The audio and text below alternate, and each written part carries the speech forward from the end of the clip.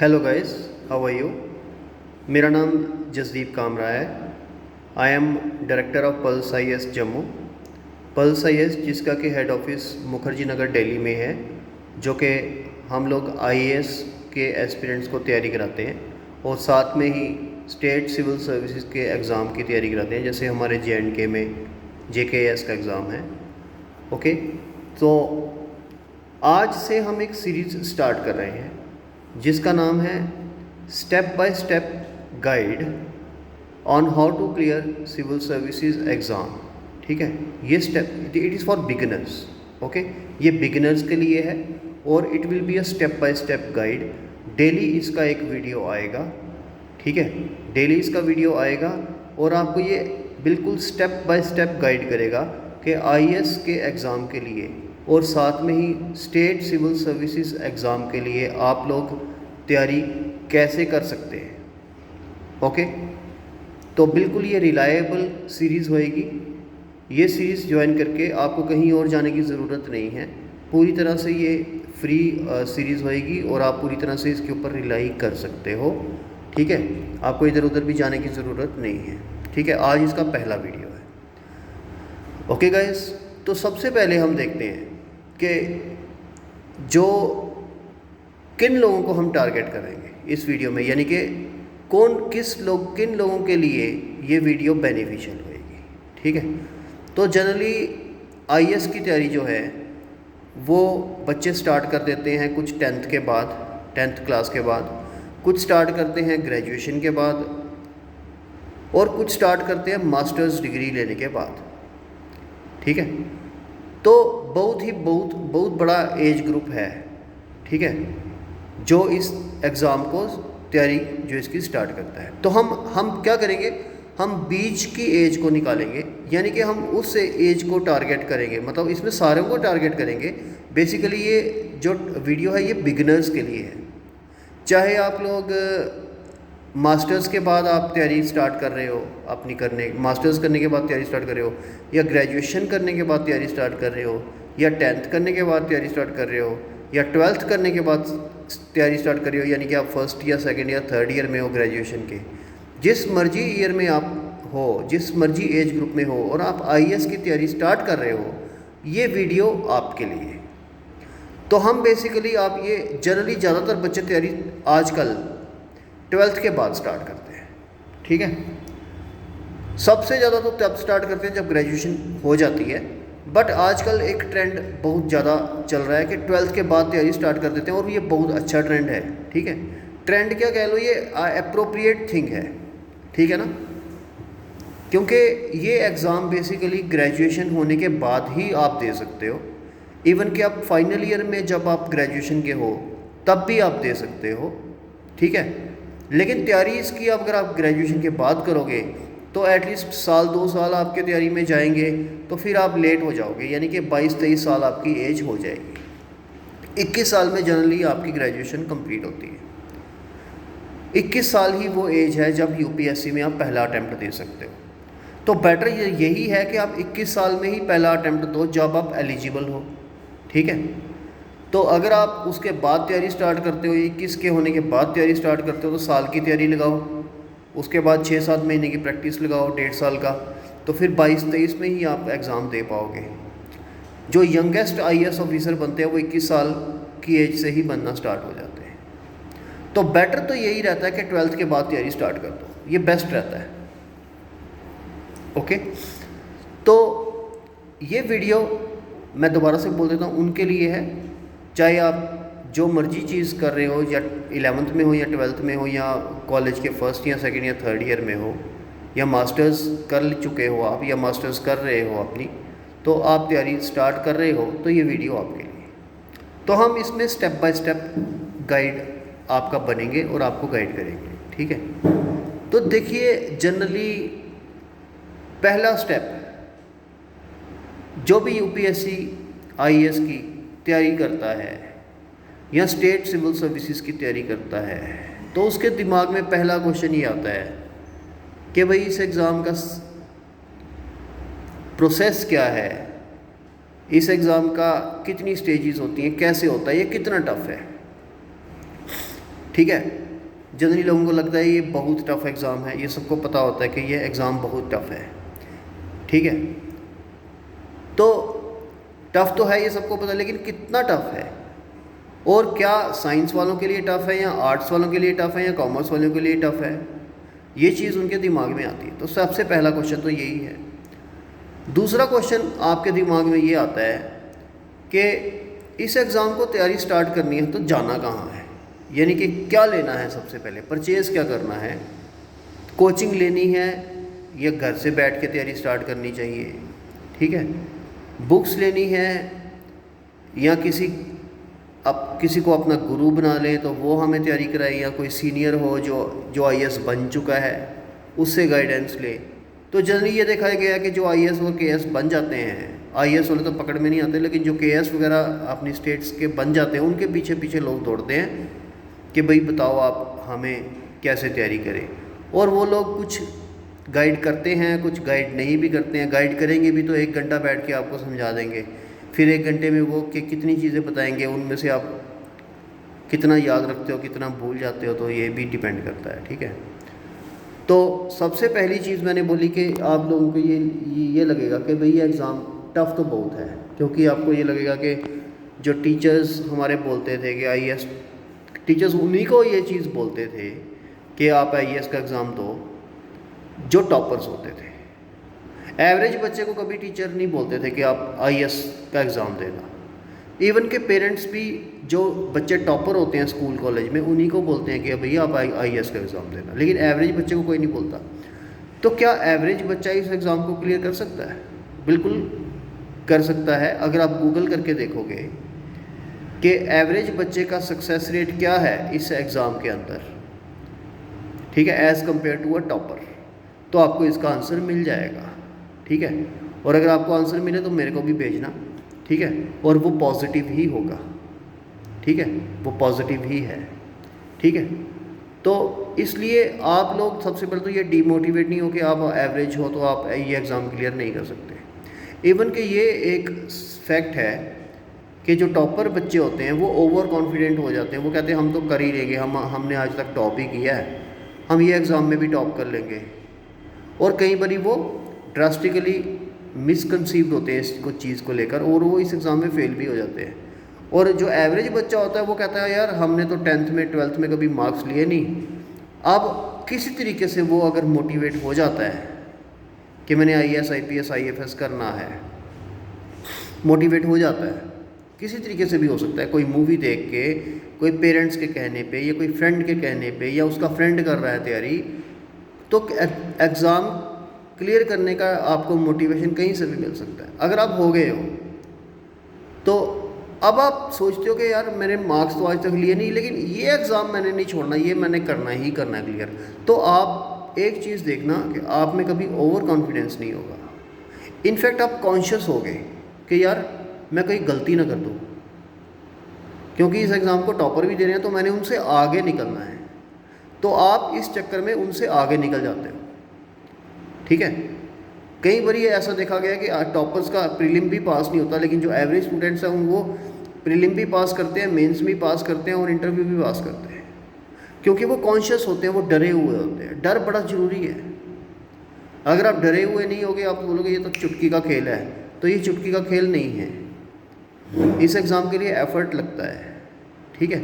जो एफ़र्ट लगाएगा वो एग्ज़ाम को क्लियर करेगा, ठीक है। तो पहला क्वेश्चन कि एग्ज़ाम टफ़ कितना है। दूसरा क्वेश्चन के एग्ज़ाम को के लिए क्या स्टेप बाय स्टेप क्या चीज़ें करें हम, ठीक है। तो मतलब बुक्स पढ़ें, कौन सी बुक्स पढ़ें, इस एग्ज़ाम का पैटर्न क्या है, बुक्स कहाँ से मिलेंगी। लोगों को ये सुना है कि एनसीईआरटीज़ बहुत ज़रूरी है पढ़नी, तो एनसीईआरटी से स्टार्ट करें या दूसरी बुक्स भी लें, ठीक है। तो ये चीज़ें आपके दिमाग में आएंगी। नेक्स्ट क्वेश्चन जो आपके दिमाग में ये आएगा वो ये कि भाई हम पढ़ें कितनी देर दिन में। अब आप इस स्टेज के ऊपर, चाहे आप 11th में हो, 12th में हो, या कॉलेज में हो, या मास्टर्स कर रहे हो, आप फ्री नहीं होएंगे। आपने ज़रूर कुछ ना कुछ साथ में कॉलेज या स्कूल का वर्क आपको होगा। टोटली फ्री आप नहीं होएंगे। तो ये एग्ज़ाम की तैयारी आपको साइड बाय साइड ही करनी पड़ेगी। तो आपको ये दिमाग में आएगा कि भाई अगर मैं ये एग्ज़ाम की तैयारी करूँगा स्टार्ट, तो मेरे को दिन में कितने घंटे पढ़ना है। 12th वाले ये सोचेंगे मेरे को कितना घंटे पढ़ना है, 11th वाले सोचेंगे मेरे को कितने पढ़ना है, जो मास्टर्स कर रहा है वो सोचेगा मेरे को कितने घंटे पढ़ना है। इवन के जो कुछ जॉब वाले होते हैं कि जॉब अब उनकी मास्टर्स भी होगी, अब वो जॉब में कर रहे हैं, अब वो सोचते हैं यार ये जॉब में मज़ा नहीं आ रहा, आईएएस करते हैं, तो वो सोचेंगे कि मैं जॉब में ही पूरा दिन होता हूँ तो मैं फिर टाइम कहाँ से निकालूंगा आईएएस की तैयारी के लिए। वो तो इस इन चीज़ों का मैं इस वीडियो में मैं आंसर दूंगा, इस सीरीज़ में मैं इनफैक्ट आंसर दूंगा। आपको थोड़ा धैर्य रखना पड़ेगा, थोड़ी पेशेंस रखनी पड़ेगी। क्यों? क्योंकि देखो ये शॉर्टकट नहीं है, ठीक है। आपको पेशेंस रखनी पड़ेगी इस एग्ज़ाम को क्लियर करने के लिए भी, और इस एग्ज़ाम से जुड़ी हुई चीज़ों को समझने के लिए भी। तो जैसे मैंने पहले कह दिया, step by step guide for beginners, तो ये बिल्कुल स्टेप बाय स्टेप ही आपको गाइड करेंगे, ठीक है। अभी हम देख रहे हैं कि क्वेश्चंस आपके दिमाग में आएंगे क्या क्या। पहला क्वेश्चन मैंने देखा कि आपके दिमाग में ये आएगा कि ये एग्ज़ाम टफ़ है, ये तो पता ही है। तो कितना टफ़ है कि मैं इसकी तैयारी कर भी सकता हूँ कि नहीं कर सकता, क्योंकि मैं एक एवरेज स्टूडेंट हूँ। टॉपर के माइंड में भी आएगा कि टॉपर तो मैं रहा हूँ, कि इस एग्ज़ाम को भी टॉप कर सकता हूँ कि नहीं कर सकता, ठीक है। तो नेक्स्ट ये आएगा कि मैं कहाँ से स्टार्ट करूँ, ठीक है, क्या बुक्स लूँ, कोचिंग लूँ कि नहीं लूँ, सबसे बड़ा क्वेश्चन। और अगर कोचिंग लूँ तो 12th में ही लूँ या ग्रेजुएशन में लूँ, या ग्रेजुएशन करने के बाद लूँ, या अगर 11th में हो तो 11th में लूँ, या जॉब कर रहा हूँ तो फिर कोचिंग के लिए टाइम नहीं मिलेगा तो ऑनलाइन लूँ, ऑनलाइन हेल्प करेगी कि नहीं करेगी, ये भी बहुत बड़ा क्वेश्चन है। लोग ऑनलाइन ज्वाइन करते हैं, ठीक है, तो कुछ सेटिस्फाइड रहते हैं, कुछ नहीं भी रहते हैं सेटिस्फाइड, ठीक है। मैंने कहा कुछ सेटिस्फाइड रहते भी हैं और कुछ नहीं भी रहते, ये बहुत सारे फैक्टर्स पे भी डिपेंड करता है, ठीक है। नेक्स्ट क्वेश्चन आपके दिमाग में ये आता है कि अगर आईएएस नहीं बना तो फिर क्या करूँगा। सबसे बड़ा क्वेश्चन, ये क्वेश्चन पेरेंट्स के दिमाग में वो होता, तो फिर क्या करूँगा। इस चीज़ का भी मैं आपको आंसर दूंगा, ठीक है। मैं क्वेश्चन कहीं लिख नहीं रहा हूँ, ठीक है। इन क्वेश्चंस का हम 1 बाय 1 करके आपको आंसर देने की कोशिश पूरी करेंगे वीडियोस इस सीरीज़ में, ठीक है। तो इस तरह के क्वेश्चन आपको आते जाएंगे दिमाग में। कॉलेज की पढ़ाई को कितना टाइम दूं और यूपीएससी की तैयारी को कितना टाइम दूं, ठीक है, दिन में, और मेरे को कितने घंटे पढ़ना है। लोग कहते हैं कि 16 घंटे पढ़ना चाहिए, तो अब सबसे बड़ी चीज़ ये है कि कुछ लोग 14 घंटे पढ़ते हैं ना, उनको लगता है यार कि मैं 2 घंटे कम पढ़ रहा हूँ तो मैं ये एग्ज़ाम क्लियर नहीं कर पाऊँगा। जो 4-5 घंटे ही पढ़ पा रहे हैं बेचारों को कॉलेज का काम भी है, वो कहते हैं यार 16 घंटे पढ़ना पड़ता है, ये तो मैं 4-5 घंटे ही पढ़ रहा हूँ, तो मेरा एग्ज़ाम कैसे क्लियर होगा। मेरे को तो सोना भी नहीं है, मेरे को तो सोने वाले टाइम पे भी पढ़ना है, मेरे को सिर्फ 2 घंटे ही पढ़ना चाहिए, क्योंकि 16 घंटे यूपीएससी की तैयारी, 2 घंटे कॉलेज की तैयारी, हो गए 18 घंटे, और 1 घंटा खाना शाना खाने में, आपको दिन में 2 बारी खाना खाओगे तब भी 1 घंटा, तो 3 बारी चाय भी पियोगे तो 1 घंटा तो लग ही जाएगा, ठीक है। 16 और 2 18 तो 1 19, तो पीछे कितने घंटे बचे, 5 घंटे सोना, तो बाकी तैयार भी होना है कहीं जाने के लिए, कॉलेज जाने के लिए, तो ये धारणाएं आपको आएंगी, ये सही नहीं है 16 घंटे पढ़ने वाली बात, ठीक है। ये मैं आपको बताऊंगा इस वीडियो में, ठीक है। तो इस तरह के क्वेश्चन जनरली आपके दिमाग में आएंगे, ठीक है जी। तो जनरली ये जो हम सीरीज स्टार्ट की है, इसमें जो वीडियोस होंगे वो आधे घंटे के ऑन एन एवरेज होंगे, कुछ 25 मिनट के भी होंगे, कुछ 35 के भी होंगे, डिपेंड करेगा, ठीक है। नॉर्मली 25 से 30 मिनट का एक वीडियो होगा। अब हम स्टार्ट करते हैं आपके क्वेश्चंस के आंसर देना, ठीक है। पहला क्वेश्चन जैसे कि आपके दिमाग में ये आया, चाहे आप किसी भी क्लास में हो, कि भाई एग्ज़ाम तो बहुत टफ है, तो मैं क्लियर कर पाऊँगा या कर पाऊँगी कि नहीं कर पाऊँगी, क्योंकि आपको लगता है कि अगर मैं कर पाया तो मैं तो बहुत बड़ा ऑफिसर बन जाऊँगा, बहुत बड़ा, जिसकी कोई कल्पना भी नहीं कर सकता। मेरे पेरेंट्स कितने खुश हो जाएंगे, टीचर्स कितने खुश हो जाएंगे, फ्रेंड्स कितने खुश हो जाएंगे, तो ये एग्ज़ाम तो बहुत टफ है, क्या मैं इसके कैपेबल हूँ भी या नहीं हूँ। पहला क्वेश्चन ये आएगा। इसका आंसर मैं सिंपल ये दूंगा कि कोई भी इस एग्ज़ाम को क्लियर कर सकता है, चाहे वो टॉपर है, चाहे वो एवरेज है या बिलो एवरेज है, चाहे वो फेलियर भी क्यों ना है। कहते हैं ना, जब जागो तभी सवेरा। तो कोई भी इस एग्ज़ाम को क्लियर कर सकता है, प्रोवाइडेड अगर इस एग्ज़ाम को पास करने के लिए जो चीज़ें चाहिए वो आप प्रॉपरली कर रहे हो। बस इसकी यही आंसर है। ओके, अगर आप इस एग्ज़ाम को क्लियर करने के लिए वो सारी चीज़ें कर रहे हो जो इस एग्ज़ाम को क्लियर करने के लिए चाहिए हैं, तो आप ये एग्ज़ाम बिल्कुल क्लियर कर सकते हो। अब जितनी जल्दी वो आप वो चीज़ें कर लोगे तो वो उतना जल्दी एग्ज़ाम क्लियर हो जाएगा। अगर आप 1 साल में कर लोगे तो 1 साल में हो जाएगा, 2 साल में करोगे तो 2 साल में होएगा, 3 में करोगे तो 3 में होएगा। तो ऑब्वियस सी बात है। लेकिन जो इस एग्ज़ाम को क्लियर करने के लिए चीज़ें हैं, कौन सी चीज़ें हैं मैं आपको बताऊँगा, वो अगर आप कर रहे हो प्रॉपरली तो एग्ज़ाम क्लियर ज़रूर होगा। ओके, टफनेस का आंसर मैंने दे दिया। दूसरा क्वेश्चन लेते हैं। दूसरा क्वेश्चन आपके दिमाग में ये आया था कि भाई एग्ज़ाम तो टफ़ है, अब मैं कॉलेज या स्कूल के साथ साथ कर सकता हूँ तैयारी कि नहीं कर सकता, या मैं ग्रेजुएशन के बाद तैयारी स्टार्ट करूँ। तो देखिए, जो लोग इस एग्ज़ाम को, देखो इस एग्ज़ाम की एज है 21 साल से स्टार्ट। 21 साल से आप ये एग्ज़ाम दे सकते हो, यानी कि 22 साल के अंदर आप IAS बन सकते हो। तो नेचुरली जब 21 साल में ही आप एग्ज़ाम की तैयारी स्टार्ट कर रहे हो, या 22 साल में, और 22 साल में आप ऑफिसर बन रहे हो, यानी कि 22 में आपका रिज़ल्ट आ जाएगा, आप ऑफिसर बन जाओगे, तो फिर इसको लेट क्यों करना है? क्यों इसको 25-27 साल में क्लियर करना है? मैं ये इसलिए कह रहा हूँ कि मैं आपको ये कहना चाहता हूँ कि आप इस एग्ज़ाम की तैयारी इस तरीके से स्टार्ट करो कि आप इस एग्ज़ाम को 21 साल की एज में दे दो, इस तरीके से दे दो कि आपका ये एग्ज़ाम बहुत अच्छा हो और क्लियर हो जाए और आप टॉपर्स में आ जाओ। टॉपर्स का मतलब यहाँ पे ये नहीं पहले 10 में, टॉपर्स IAS के टॉपर्स पहले 100 में आते हैं। अगर आपने पहले 100 में आ गए ना तो आप टॉपर हो, क्योंकि टॉपर 100 में आ गए आपको IAS या IPS मिल जाएगा। पहले 50 या 40 में IAS मिल जाता है और 100 के अंदर अंदर आपको IPS भी मिल जाता है। कई बार 200 के अंदर भी आपको IPS मिल जाता है। लेकिन to be on the safer side, पहले 100 में आना बहुत बड़ी बात है अगर आपकी ओपन मेरिट है। ओके, तो इस एग्ज़ाम की तैयारी आप तब स्टार्ट करो ताकि 21 साल में आप एग्ज़ाम अच्छे से दे दो और 22 में आप IAS बन जाओ या IPS बन जाओ। अब 21 साल में आप तैयारी तब, यानी कि 21 साल में आप एग्ज़ाम तब दे पाओगे जब आप 19 साल में तैयारी स्टार्ट कर रहे हो। एटलीस्ट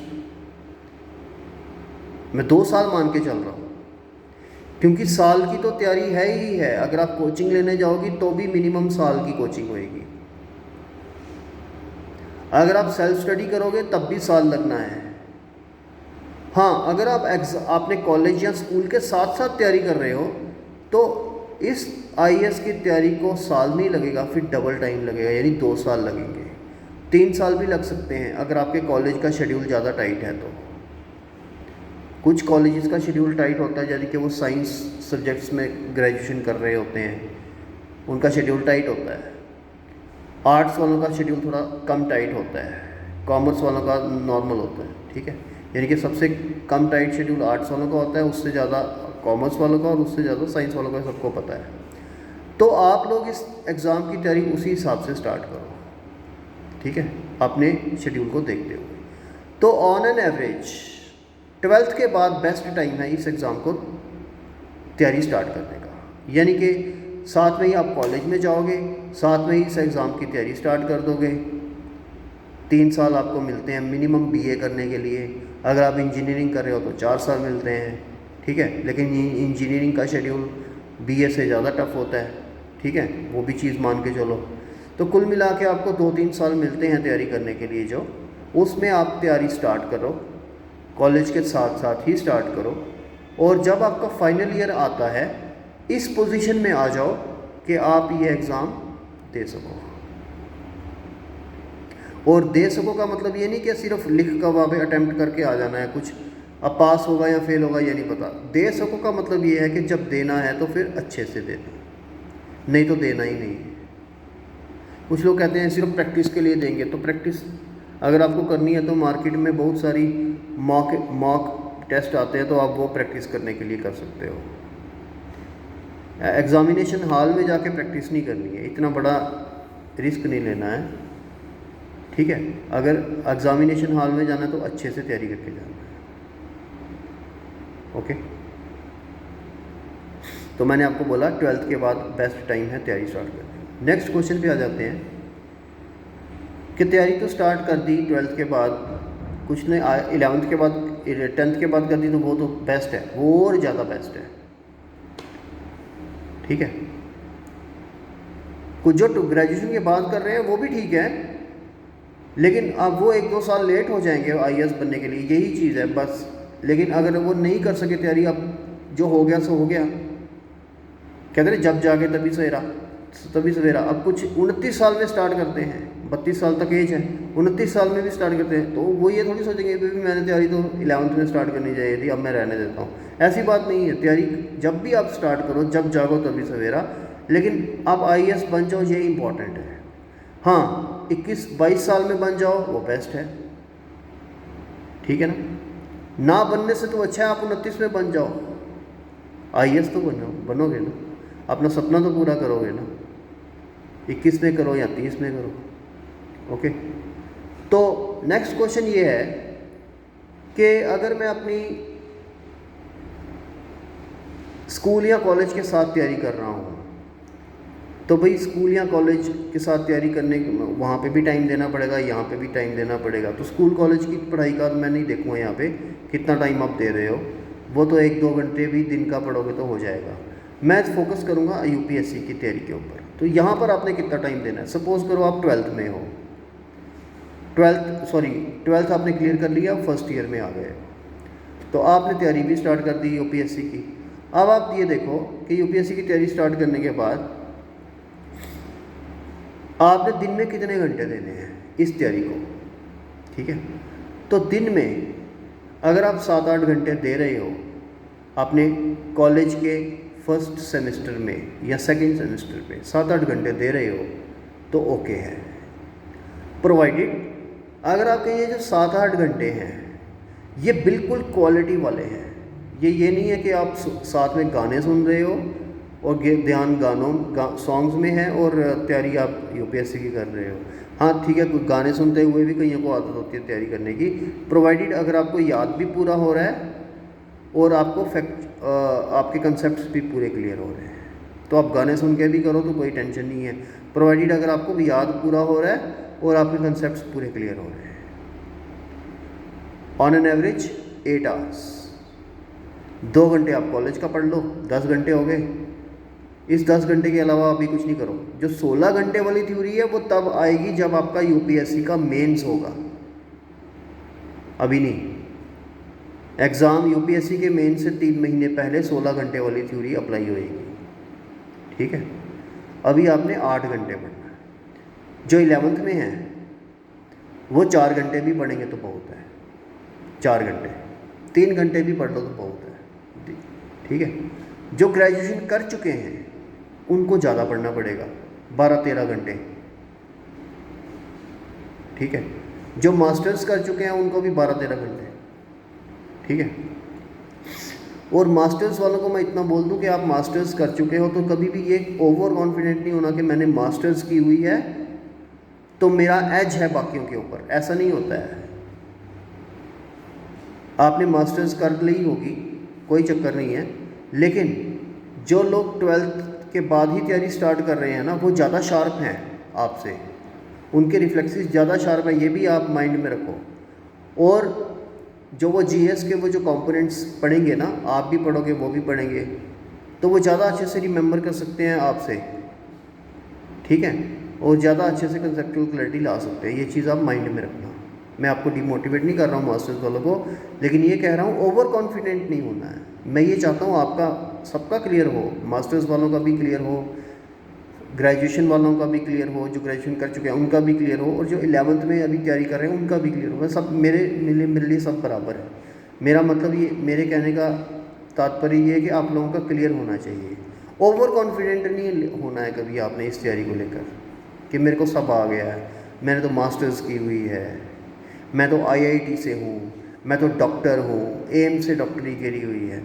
यहाँ पे बड़े बड़े 30 मार खान भी फेल हो जाते हैं, ठीक है, और बिल्कुल एवरेज बच्चे पास हो जाते हैं। क्यों? क्योंकि एवरेज बच्चे में ओवर कॉन्फिडेंस नहीं होता है, याद रखना ये बात। नेक्स्ट क्वेश्चन पे आ जाते हैं। तो अब आपने ये देख लिया एग्ज़ाम भी टफ है, कितने घंटे पढ़ना चाहिए ये भी देख लिया, और अब आप देखोगे नेक्स्ट चीज़ ये कि तैयारी स्टार्ट कहाँ से करें। तो देखिए, तैयारी स्टार्ट करने के लिए चाहे आप मास्टर्स कर रहे हो या ग्रेजुएशन कर चुके हैं हो या 12th कर चुके हो, आप तैयारी स्टार्ट करने लगे हो, या 11th में हो तो आप तैयारी स्टार्ट करने लगे हो, तो पहला स्टेप इस एग्ज़ाम को स्टार्ट करने का ये होता है कि एक आपके पास हाथ में सिलेबस होना चाहिए, आपकी बुक शेल्फ में एक सिलेबस होना चाहिए यूपीएससी का। तो यूपीएससी का सिलेबस मार्केट में अवेलेबल है, 100-150 रुपये का आता है, ठीक है। वो मार्केट से आप सिलेबस ले लीजिए, या गूगल से आप उसको डाउनलोड भी कर सकते हो किसी साइट से। बेटर ये है कि आप मार्केट से ले लीजिए। क्यों? क्योंकि मार्केट से लिया हुआ सिलेबस कभी घूमता नहीं है, शेल्फ पे रहेगा आपकी बुक शेल्फ पे। जो डाउनलोड करोगे वो हो सकता है मोबाइल की मेमोरी फुल हो जाए तो वो गायब हो जाए, फिर कहाँ दोबारा से डाउनलोड करोगे, ठीक है। और मार्केट से जो लिया होगा उसको आप अंडरलाइन भी कर सकते हो, कुछ अपने हिसाब से कस्टमाइज़ कर सकते हो, ठीक है, मार्क कर सकते हो, उसको हाईलाइट कर सकते हो, ठीक है। तो ये आपकी विश है, बट मैं ये कहूँगा कि आप मार्केट से परचेज़ कर लो, वो ज़्यादा बेटर रहेगा। ये पहला स्टेप है, सिलेबस होना। सिलेबस में आप लोग देखोगे कि इस एग्ज़ाम का पैटर्न भी दिया होगा और सब्जेक्ट वाइज सिलेबस भी दिया होगा। तो पैटर्न थोड़ा सा मैं ये इस स्टेज के ऊपर आपको बता ही देता हूँ। पैटर्न बेसिकली इस एग्ज़ाम का ये है कि ये एग्ज़ाम 3 स्टेजेस में होता है, प्रीलिम्स, मेंस और इंटरव्यू। प्रीलिम्स जो है ये ऑब्जेक्टिव टाइप होता है, मेंस जो है ये सब्जेक्टिव टाइप यानी कि एसे टाइप होता है, और इंटरव्यू आपकी पर्सनैलिटी का एक टेस्ट होता है। ये एग्ज़ाम साल में एक बारी होता है, 2 बारी नहीं होता है, साल में एक बारी होता है, ओके। नेक्स्ट चीज़, प्रीलिम्स जो ऑब्जेक्टिव टाइप होता है, प्रीलिम्स की बात करते हैं। प्रीलिम्स जो ऑब्जेक्टिव टाइप एग्ज़ाम है यानी कि MCQ बेस्ड एग्ज़ाम है, इसमें कितने पेपर्स होते हैं? इसमें 2 पेपर्स होते हैं। पहले पेपर का नाम है जनरल स्टडीज़, ठीक है, जनरल स्टडीज़ यानी कि जनरल स्टडीज़ का मतलब है इसमें आपने हर सब्जेक्ट की एक जनरल स्टडी करनी है। और दूसरे पेपर का नाम है CSAT यानी कि सिविल सर्विस एप्टीट्यूड टेस्ट, ठीक है। दोनों को मैं डिस्क्राइब कर देता हूँ। जो पहला एग्ज़ाम है, पहला पेपर है जनरल स्टडीज़, उसमें कुल मिला के 12-13 सब्जेक्ट्स होंगे। History, geography, environment, ecology, polity, economy, science and technology, ethics and integrity, Indian society, art and culture, then world history भी आ जाएगी, इंटरनेशनल रिलेशंस, करंट अफेयर्स, ठीक है। ये सारे सब्जेक्ट्स आपको जनरल स्टडीज़ में पूछे जाते हैं, ठीक है। और ये ऑब्जेक्टिव टाइप आपको आएंगे। इस पेपर का हर साल कट ऑफ आता है, यानी कि पूरे प्रीलिम्स का ही हर साल कट ऑफ निकलता है। कट ऑफ क्या होता है? कट ऑफ होता है कि भाई इसके लिए हमें एक और चीज़ देखनी पड़ेगी कि वैकेंसीज़ कितनी होती है हर साल। मैंने कहा ये एग्ज़ाम साल में एक बार ही होता है और हर साल डिफरेंट नंबर ऑफ़ वैकेंसीज़ होती हैं। ऑन एन एवरेज 800 से लेकर 1200 वैकेंसीज़ इस एग्ज़ाम में हर साल होती हैं। ऑन एन एवरेज आप 1000 मान के चलो, 1000, कभी 850 होती हैं, कभी 1100 भी होती हैं, कभी 900 भी होती हैं, कभी 1000 भी होती हैं, कभी 1050 भी होती हैं। तो ऑन एन एवरेज अगर हम 1000 वैकेंसीज हर साल मान के चले तो बेटर होगा, ठीक है। और 1000 वैकेंसीज़ हैं आपके इस एग्ज़ाम के अंदर, जिसके में 50 IAS की होती है, 1000 वैकेंसीज़ में से 50 IAS की और लगभग 70-80 IPS की। तो कुल मिला के 100-120 वैकेंसीज़ IAS और IPS की होती है। IFS की बात करें तो 7-8 वैकेंसीज़ IFS यानी इंडियन फॉरेन सर्विस की होती है। और इसके अलावा मैं आपको ये चीज़ भी बता दूँ कि ये जो एग्ज़ाम है इसके अंदर IAS IPS और IFS ही नहीं है। इस एग्ज़ाम का बेसिकली नाम है सिविल सर्विसेज एग्ज़ाम। ना तो इसका एग्ज़ाम का नाम UPSC है, ना तो इस एग्ज़ाम का नाम है IAS। इस एग्ज़ाम का नाम है सिविल सर्विसेज एग्ज़ाम, ठीक है, CSE। ये UPSC कंडक्ट करती है हर साल, इसलिए इसका नाम पड़ गया है UPSC। UPSC और भी बड़े सारे एग्ज़ाम्स कंडक्ट करती है, जैसे CDS का भी कंडक्ट करती है, बहुत सारे और रेलवे के भी एग्ज़ाम्स कंडक्ट करती है, लेकिन सबसे बड़ा एग्ज़ाम ये वाला सिविल सर्विसेज एग्ज़ाम कंडक्ट करती है हर साल। ओके, तो मैं ये कह रहा था आपको कि UPSC इस एग्ज़ाम को कंडक्ट करेगी, सिविल सर्विस एग्ज़ाम को, जिसके अंदर 1000 वैकेंसीज़ हर साल होएंगी, ठीक है। तो इन 1000 वैकेंसीज़ को आपने टारगेट रखना है, आपने पहले 100 में आने की कोशिश इसमें एक टारगेट अपना रखना है, ठीक है। इसमें इन 3 सर्विसेज की तरह की अलावा IAS IPS और IFS के अलावा 22-23 सर्विसेज होती हैं, यानी कि कुल मिला के 22-23 सर्विसेज होती हैं इन 3 को मिला के, ठीक है। तो वो कौन सी होती हैं? IRS होती है, बड़ी सारी सर्विस होती हैं। तो बेसिकली 3 कैटेगरीज की सर्विस होती हैं। ऑल इंडिया सर्विसेज, जिसमें IAS IPS और इंडियन फॉरेस्ट सर्विस आती है। फॉरेस्ट सर्विस का एग्ज़ाम अलग से होता है, ठीक है। तो सिविल सर्विस एग्ज़ाम में ऑल इंडिया सर्विसेज 2 ही हैं, ये मैं थोड़ा टेक्निकल कर रहा हूँ इसको। सिविल सर्विस एग्ज़ाम में ऑल इंडिया सर्विसेज 2 ही हैं, IAS और IPS। IFS अलग एग्ज़ाम होता है, ठीक है। और बाकी ग्रुप A और ग्रुप B सर्विसेज होती है, जैसे IRS ग्रुप A सर्विस है, कुछ ग्रुप B सर्विसेज भी होती है। जिनके रैंक पीछे आते हैं उनको ग्रुप B मिलती है, जिनके रैंक 100, 150, 200 से भी नीचे आते हैं उनको ग्रुप A मिलती है, और जिनका 100 तक रैंक आता है उनको ऑल इंडिया सर्विस मिलती है, ठीक है। तो ज़्यादा टेक्निकल ना करते हुए, देखो कई बार टेक्निकल हो जाता है इंसान इसमें, लेकिन इस वीडियो सीरीज़ को मैं टेक्निकल नहीं करना चाहता हूँ, मैं इस लेवल पे रखना चाहता हूँ कि आपको आराम से ये चीज़ें समझ आ जाए, ठीक है। क्योंकि बिगिनर्स के लिए ये वीडियो बना रहा हूँ, ठीक है। एक्सपीरियंस के लिए ये वीडियो नहीं बना रहा, हालांकि एक्सपीरियंस भी कुछ ना कुछ यहाँ से गेन करेंगे। बिगिनर्स के लिए ये वीडियो, ठीक है। तो नेक्स्ट ये है कि सिलेबस भी आपने ले लिया, सिलेबस के अंदर आपने पैटर्न भी देख लिया कि प्रीलिम्स होएगा। प्रीलिम्स में आपने जनरल स्टडीज़ देखा कि जनरल स्टडीज़ में 12-13 सब्जेक्ट्स होंगे। अब इन सब्जेक्ट्स का लेवल कितना होएगा? हिस्ट्री है, ज्योग्राफी है, इन्वायरमेंट इकोलॉजी है, पॉलिटी, इकोनॉमी वगैरह, इनका लेवल किस लेवल तक आएगा? तो इनका लेवल जो है वो ग्रेजुएशन लेवल तक, आई एम सॉरी, वो मेंस की बात कर दी मैंने। प्रीलिम्स में इन सारे सब्जेक्ट्स का जो लेवल है वो 12th लेवल तक आएगा, यानी कि हिस्ट्री 12th लेवल की, ज्योग्राफी 12th लेवल की, साइंस एंड टेक्नोलॉजी तो करंट ज़्यादा आती है, आप 12th लेवल की ही मान के चलो, ठीक है। Indian economy, Indian polity, governance, society, सब कुछ 12th लेवल का आपको आना चाहिए। हालांकि आपको 10th लेवल का आ जाए वो भी काफ़ी है, लेकिन 12th का कर लो वो बेटर है, क्योंकि एग्ज़ाम टफ है, इसलिए 12th लेवल का कर लो वो बेटर है, ठीक है। ग्रेजुएशन लेवल तक का नहीं करना है, ग्रेजुएशन लेवल तक का आपको क्वेश्चन मेंस में आ सकते हैं, ठीक है। अभी प्रीलिम्स में 12th लेवल तक का ही आपको करना है, राइट। अब देखते हैं ये चीज़ कि आपने सिलेबस भी ले लिया, जनरल स्टडीज़ का पैटर्न भी देख लिया, जो जनरल स्टडीज़ जो पेपर 1 है। अब पेपर 2 की बात करें, CSAT। तो CSAT का मतलब है सिविल सर्विस एप्टीट्यूड टेस्ट। इसके अंदर क्या होता है? ये एक क्वालिफाइंग नेचर का एग्ज़ाम है, जिसके अंदर आपने 33% मार्क्स लेने हैं इसको पास करने के लिए सिर्फ। और इसके अंदर आएगा क्या क्या? इंग्लिश कॉम्प्रीहेंशन, यानी कि कॉम्प्रीहेंशन के पैसेजेस आएंगे, आपको सिंपल मैथमेटिक्स आएगा 10th लेवल तक का या नाइन्थ लेवल तक का, बस उसमें सिंपल मल्टीप्लिकेशन टाइप की चीज़ें आपको आनी चाहिए, जैसे परसेंटेज, ये वो ज़्यादा टेक्निकल नहीं, आपको ट्रिग्नोमेट्री वगैरह नहीं करनी है, आपने कोई पायलट नहीं बनना है। और रीजनिंग में आपने सिंपल रीजनिंग के क्वेश्चंस जो नॉर्मल लेवल के क्वेश्चंस होते हैं वो करने हैं।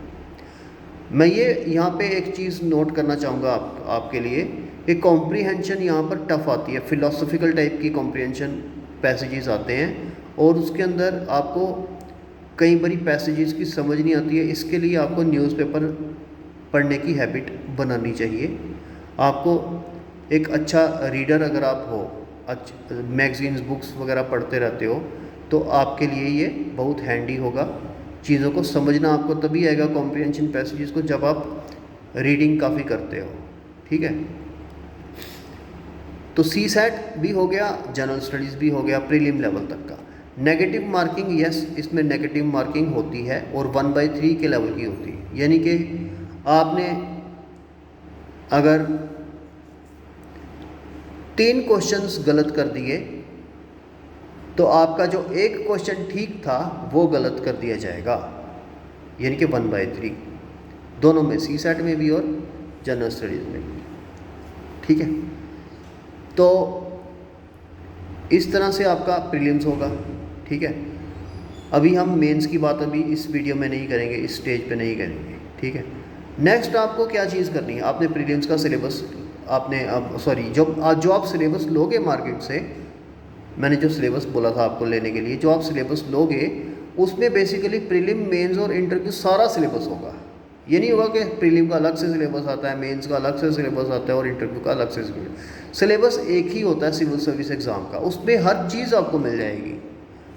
ठीक है, उसमें आपको ये मिल जाएगा एग्ज़ाम का फॉर्म कब निकलेगा, कब पेपर होएगा।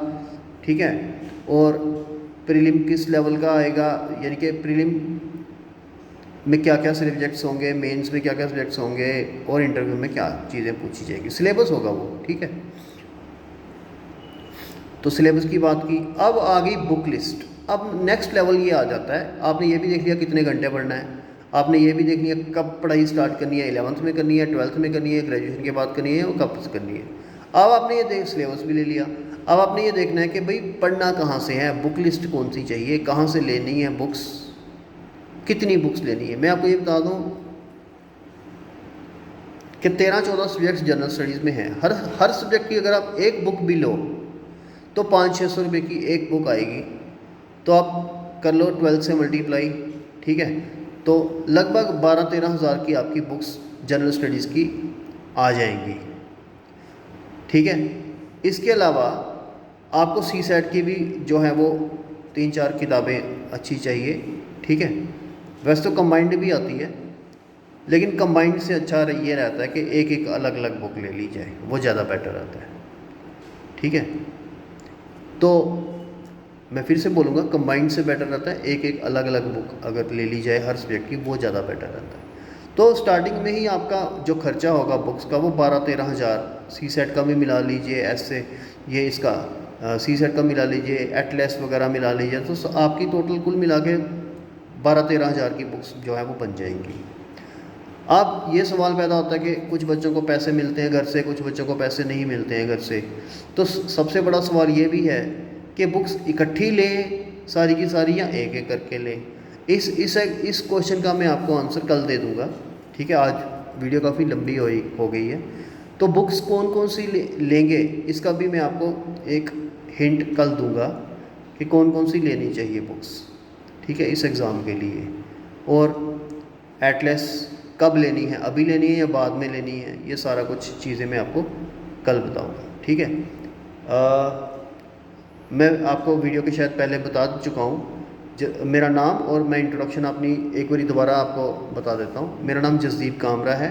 आई am director of pulse IAS Gandhinagar Jammu, जिसका के हेड ऑफिस दिल्ली में है, मुखर्जी नगर में। ठीक है, ये जो गांधीनगर में हॉस्पिटल रोड है यहाँ पर ये पड़ता है, ख्वाब का शोरूम आपने देखा होगा बड़ा सा, उसके साथ में। ठीक है, तो मैं आपको अपना व्हाट्सएप नंबर ऑफिस का दे देते हैं हम, जो है 9596662695। ठीक है, दोबारा से बोल देता हूँ, 95966626 2695। ये नंबर आपको डिस्क्रिप्शन में भी मिल जाएगा। आप अगर मुझसे मिलना चाहते हो ऑफिस में आके तो 10 बजे के बाद से शाम को 7 बजे तक मैं यहीं पे होता हूँ, आप मिल भी सकते हो। ठीक है। दूसरी चीज़ ये कि अगर आपने मेरे को कांटेक्ट करना है तो फ़ोन से बेटर है आप व्हाट्सएप पे कांटेक्ट करो, तो वो ज़्यादा बेटर है। ठीक है। वैसे तो कमेंट्स भी आप वीडियो पे कर सकते हो, लेकिन उसके लिए टीम है हमारे पास कमेंट्स का आंसर देने के लिए, मैं भी दूंगा। लेकिन बेटर ये रहेगा कि अगर आप व्हाट्सएप के थ्रू कांटेक्ट रखो, वो ज़्यादा बेटर रहेगा। तो ये जो सीरीज़ हमने स्टार्ट की है, ठीक है, आईएएस के एग्ज़ाम को क्लियर करने के लिए स्टेप बाय स्टेप बिगिनर्स के लिए जो सीरीज़ है, ये इसका आज पहला वीडियो था। कल इसका दूसरा वीडियो होगा, डेली इसका एक वीडियो आएगा। ये पूरा स्टेप बाय स्टेप आपको गाइड करेगी, बिगिनर को गाइड करेगी, एंड तक गाइड करेगी। और इसके बाहर जाने की आपको कोई भी ज़रूरत नहीं है। ये फ्री ऑफ कॉस्ट सीरीज़ है, कोई इसके वो पैसे नहीं हैं, फ्री ऑफ कॉस्ट है। और ऑनेस्ट एक कोशिश है आप लोगों को गाइड करने के लिए इस एग्ज़ाम को क्लियर करने की। चाहे आप जॉब कर रहे हो, चाहे आप 12th में हो, चाहे आप 10th के बाद स्टार्ट कर रहे हो, या कुछ लोग 8th के बाद भी स्टार्ट करते हैं तैयारी। ठीक है। तो जो जितना ज़्यादा अवेयर होता है वो जल्दी स्टार्ट करता है। ठीक है, इस एग्ज़ाम की तैयारी। तो ये कह के मैं कंक्लूड करता हूँ आज का वीडियो। कल फिर से मिलेंगे। Thank you.